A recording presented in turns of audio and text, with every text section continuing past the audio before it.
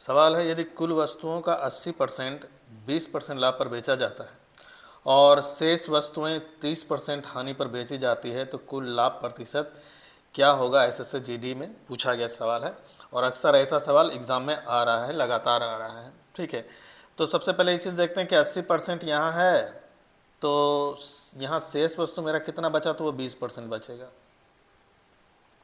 ठीक है, शेष मेरा कितना बचेगा? तो 20% बचेगा।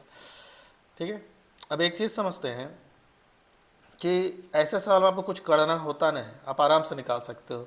आप सिर्फ ये निकाल लो 80 का 20% कितना होता है, साइन के साथ 80 का 20%, तो 80, ये 20 इस शेष का है। ठीक है, तो इसको हम लोग फिलहाल हटा देते हैं।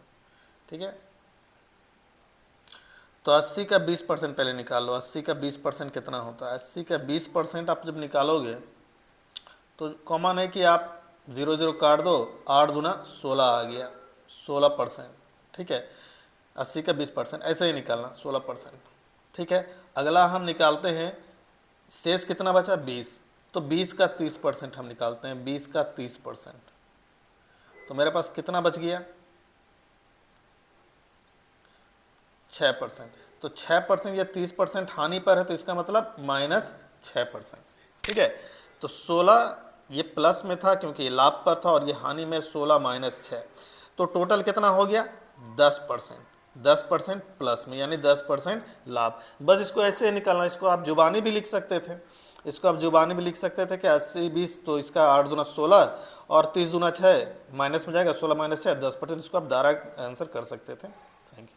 आइए अगला सवाल देखते हैं। एक और सवाल इसी तरह से है। सवाल है, एक दुकानदार 10 रुपया प्रति पेन की दर से 100 पेन खरीदता है और 60 पेन को 20% लाभ पर बेच देता है, बाकी मतलब शेष यानी तो 10% हानि पर बेच देता है, और कुल लाभ या हानि प्रतिशत हमको निकालना है। ठीक है, तो ऐसे सवाल में इस रुपया का कोई मतलब रह न जाता है।